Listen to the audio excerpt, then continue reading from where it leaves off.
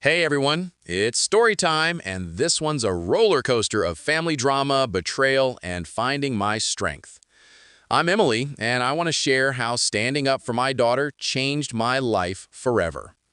Growing up in Chicago, I was always the invisible sister, cleaning up after my older sister Sarah's messes, babysitting her kids, paying her rent, while our parents, Robert and Linda, made excuses for her chaos. I was the reliable one, but it came at a cost, my own heart. At our cousin's wedding, everything broke. Sarah and my parents ignored my 5-year-old daughter Lily, leaving her hungry at the table. I snapped, canceled their orders, and got my girl a steak. The look on their faces? Priceless. But the backlash was brutal. Sarah hit back with vicious Facebook posts, twisting me into the villain. Then came the gut punch, a false CPS report claiming I neglected Lily. I was shattered, but started gathering evidence. $9,600 in payments to Sarah, texts, photos of her partying while I paid her bills. The real knife? A letter from Mom admitting she never bonded with me as a baby. It explained why I was always second best. When they sued for custody of Lily, claiming I was unstable, I was terrified but ready to fight. In court, my Uncle Gary exposed their lies with every receipt and that heartbreaking letter. The judge saw through them. Petition denied. I walked out free, tears streaming, but stronger than ever. Now, Lily's thriving. I'm healing in therapy, and I've cut them off for good. This is my story of breaking free from a toxic family and fighting for my daughter. Hit subscribe, and let's talk about standing up for what matters in the comments. I've spent my whole life being the one who doesn't break. Growing up in our quiet Chicago suburb with its neat brick houses and maple-lined streets, I learned early that love in my family wasn't a given, it was earned, and I was always coming up short. My older sister, Sarah, was the golden child, her chaos somehow proof of her sensitive soul. Dad, Robert, an accountant who craved order, saw her meltdowns as passion. Mom, Linda, a retired school teacher, would just sigh, "Sarah's going through a lot," even as those lots stretched into years of drama. Me? I was Emily, the reliable one, the one who kept the peace, the one nobody noticed unless something needed fixing. At 35, I'd built a steady life, a marketing job, a cozy apartment in the city, my husband, Mark, a software engineer with a heart of gold, and our 5-year-old daughter, Lily, whose curls and giggles could light up the darkest day. But being the dependable one came at a cost, and I was about to learn how heavy it could be. For years, I was Sarah's safety net. When her first marriage imploded, whispers of affairs, screaming matches in public, I watched her boys, Jack and Tommy, for weeks while she found herself on last-minute trips to Vegas. When she lost a real estate job, again, I sent her $800 a month for rent, dipping into savings Mark and I set aside for Lily's college fund. "You're my rock, Em," she'd say, her eyes teary as she hugged me. I'd nod, but inside it stung. Nobody ever asked how I was holding up. My wedding to Mark? Barely a footnote because Sarah's divorce trauma stole the stage. Lily's birth? Eclipsed when Sarah announced her second pregnancy the same week. I swallowed it all, telling myself that's what family does, sacrifices. But deep down, I felt like I was drowning in their expectations. It all came crashing down at our cousin's wedding last summer at this stunning venue overlooking Lake Michigan. I wanted it to be special, a night where we could feel like a real family, not a collection of grudges and obligations. I'd offered to help with the kids, like always, and showed up early with Mark and Lily. My little girl was buzzing with excitement, her pink dress swishing as she clung to my hand. "Mommy, can I have cake?" she whispered, her eyes big and hopeful. "Of course, sweetie," I said, squeezing her hand. We walked into the reception hall, the air thick with the scent of roses and sizzling prime rib. Sarah was already there, lounging at the head table with her husband, Brian, a flashy salesman who always seemed one deal away from a windfall. Their boys, 8 and 10, were glued to their iPads, oblivious to the world. Mom and Dad were chatting with relatives, not even glancing our way. Sarah tossed a lazy, "Hey, traffic bad?" over her shoulder, barely looking up. I forced a smile, my chest tightening, and helped Lily into her seat. Mark gave me that look, the one that said he saw how much their indifference hurt me. As the appetizers arrived, shrimp cocktails, warm artisanal bread, I noticed Jack and Tommy digging into huge steaks, not the kids' menu stuff. Lily pointed shyly at the chicken nuggets on the menu, her voice soft. "Can I have those, Mommy?" I was about to flag the waiter when Sarah leaned over, yanked the bread basket away from Lily, and said like it was no big deal, "We didn't order anything for your kid. Figured you'd bring snacks or something." My heart stopped. I blinked, waiting for her to laugh, to say she was kidding, but she just popped a shrimp in her mouth. "What?" I said, my voice shaking. "It's a family dinner. She's family." Dad didn't even look up from his phone. "Should have packed something if she's picky. We're not made of money, Emily." The words hit like a slap. Lily's face crumbled, her little lip trembling as she stared at her empty plate. Mark's hand clenched under the table, his eyes burning, but it was my daughter's hurt that broke me. I looked around the table. Sarah's smirk, Mom's silence, Dad's indifference, and something snapped. All those years of bailing Sarah out, of biting my tongue, of begging for scraps of their love, came rushing back. I wasn't their sister, their daughter. I was their fix-it girl, invisible, until they needed something. My chest burned with a rage I'd buried for decades, mixed with a raw, aching love for Lily, who deserved better than this. I waved the waiter over, my hands trembling, but my voice steady. "Cancel every order at this table that hasn't hit the kitchen yet. And put anything already coming on my father's tab. It's a celebration, right?" The table went silent. Like someone had sucked the air out of the room. Jaws dropped. Sarah's eyes widened. Then I turned to the waiter, my voice fierce but clear. "For my daughter, the filet mignon, medium rare, with mac and cheese and a Shirley Temple. For my husband and me, the lobster tails. Make it quick." Sarah's mouth fell open. "What the hell, Emily?" Dad's face turned red. "This is disrespectful. Sit down." Mom just stared at her wine, saying nothing, her silence louder than any words. Across the table, Uncle Gary let out a low chuckle, and Aunt Denise hid a smile behind her napkin. Lily looked up at me, her confusion melting into a small, grateful smile, like she knew I was standing up for her.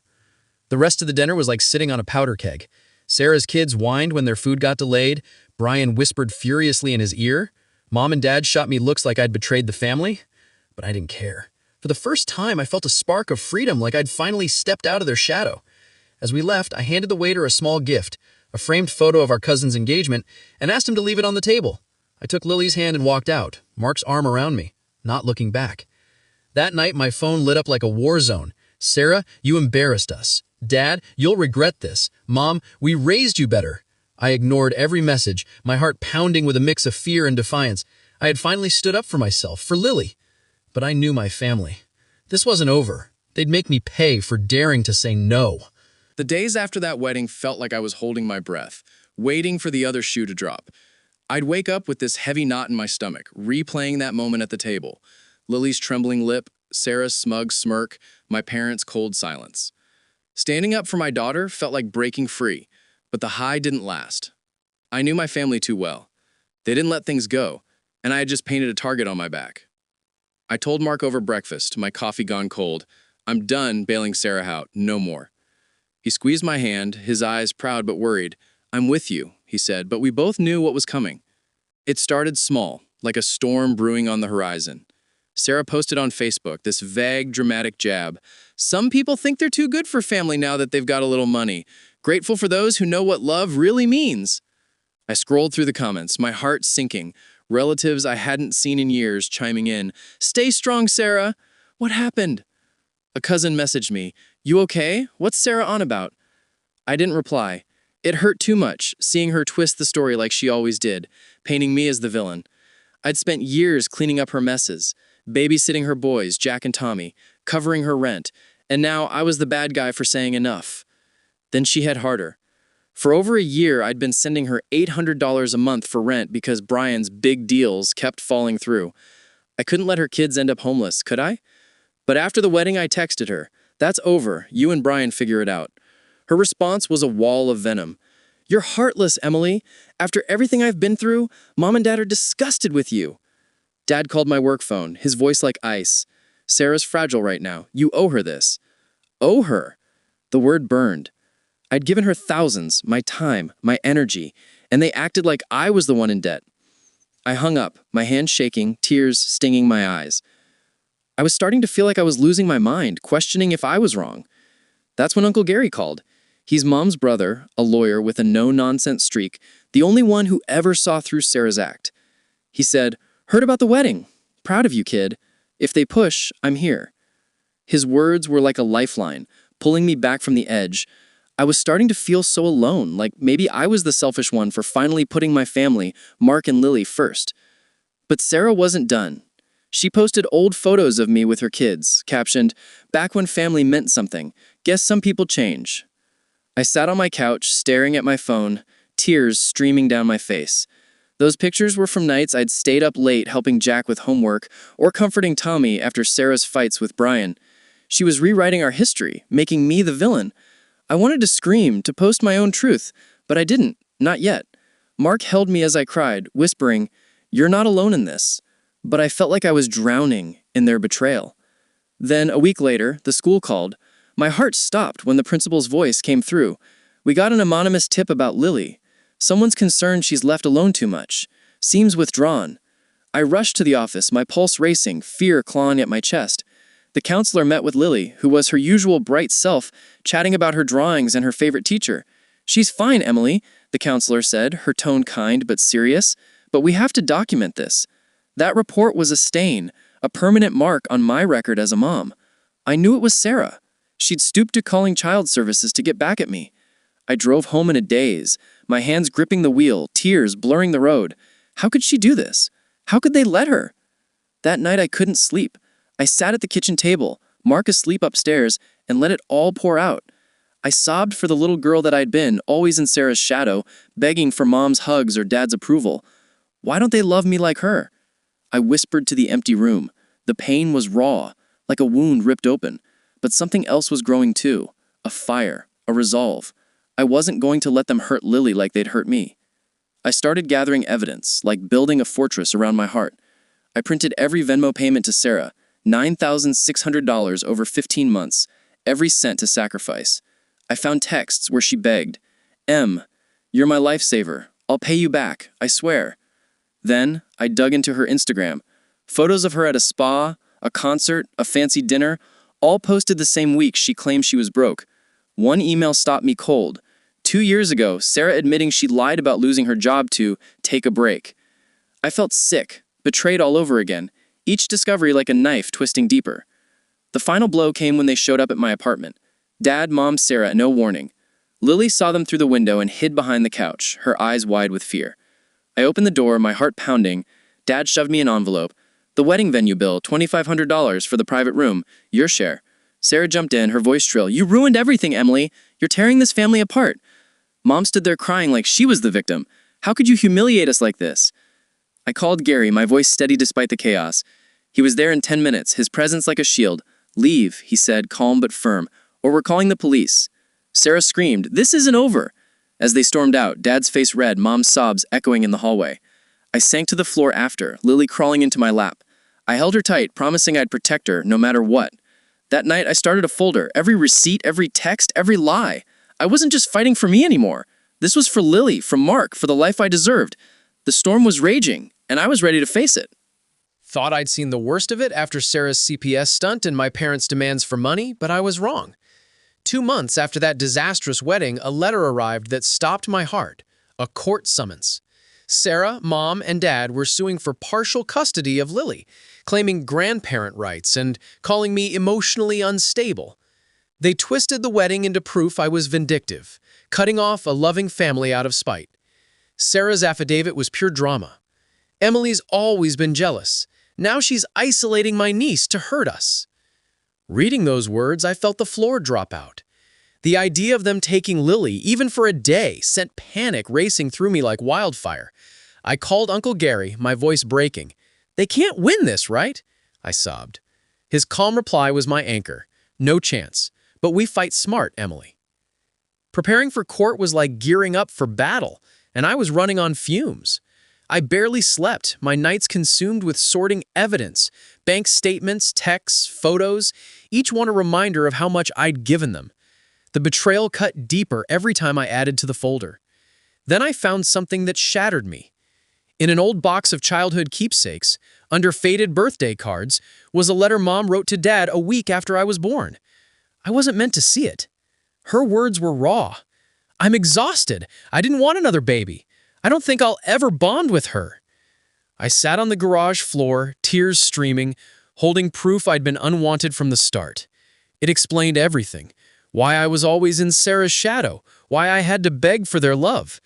The pain was a physical ache, but it fueled me.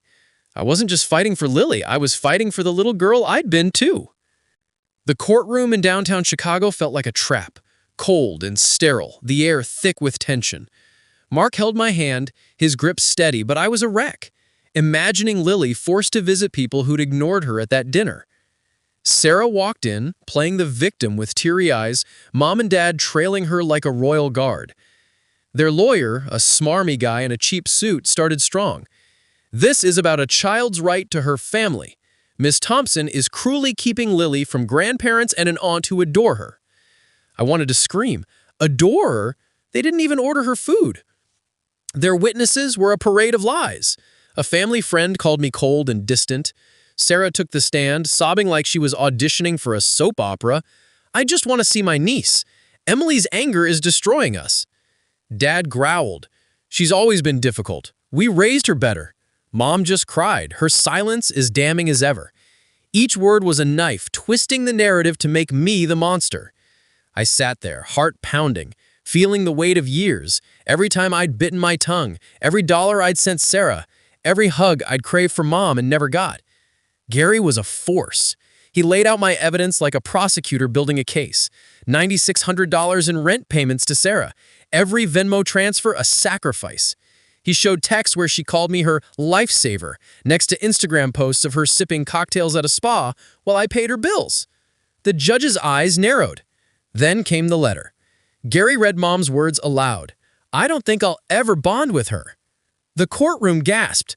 Mom shouted, "That's private!" her face crumpling. But the damage was done. I took the stand last, my voice shaking but clear. I gave them everything. Money, time, my heart. They ignored my daughter, humiliated us. This isn't about love, it's about control. Tears poured down my face as I looked at the judge. I'll do anything to protect Lily. Their lawyer tried to break me. Isn't this just revenge? I met his eyes, my voice steady despite the tears. No, it's survival. Sarah lost it, lunging forward from her seat. Liar! You're jealous! The judge banged the gavel, silencing the room. I stepped down, my legs trembling, Mark's arm around me as I fought to breathe. Waiting for the ruling was agony. I paced the hallway, Mark holding me as I whispered, "What if they take her?" My mind spiraled, visions of Lily confused, scared, in a house that didn't love her. When the judge called us back, my heart was in my throat. His voice was firm. Petition denied. The petitioners have shown a pattern of manipulation, not love. Ms. Thompson provides a stable home. No visitation granted. Relief crashed over me like a wave. I collapsed into Mark's arms, sobbing, my body shaking with the weight of it all. Sarah stormed out, Dad's face red with fury, Mom weeping like she'd been wronged. I didn't care. I'd won. Outside, under Chicago's gray sky, I felt the world shift. The air was cold, but I was free. Sarah sent one last text, "You'll regret this." I blocked her, my hands steady now, and turned to Mark and Gary. "Thank you," I choked out, tears mixing with a shaky smile. Gary hugged me, his voice gruff. "You did good, kid." Mark kissed my forehead, his eyes shining with pride. Months later, life feels different. Lily's thriving, her laughter filling our apartment, oblivious to the storm we weathered. I'm in therapy, unpacking the pain of a lifetime in Sarah's shadow, learning to forgive myself for believing I wasn't enough. The folder of evidence sits in a drawer, a reminder of what I fought for. I still see that letter sometimes in my dreams, Mom's words, cold and final. But I'm letting it go. I'm not the unwanted child anymore. I'm Lily's mom, Mark's wife, my own person. Sarah and my parents haven't reached out since the ruling, and I'm okay with that. The silence isn't empty. It's peaceful. I walk Lily to school, her hand in mine, and I feel it. A strength I didn't know I had. The drama is over, the wounds are healing, and for the first time, I'm not looking back. I'm free, and I'm never letting that go.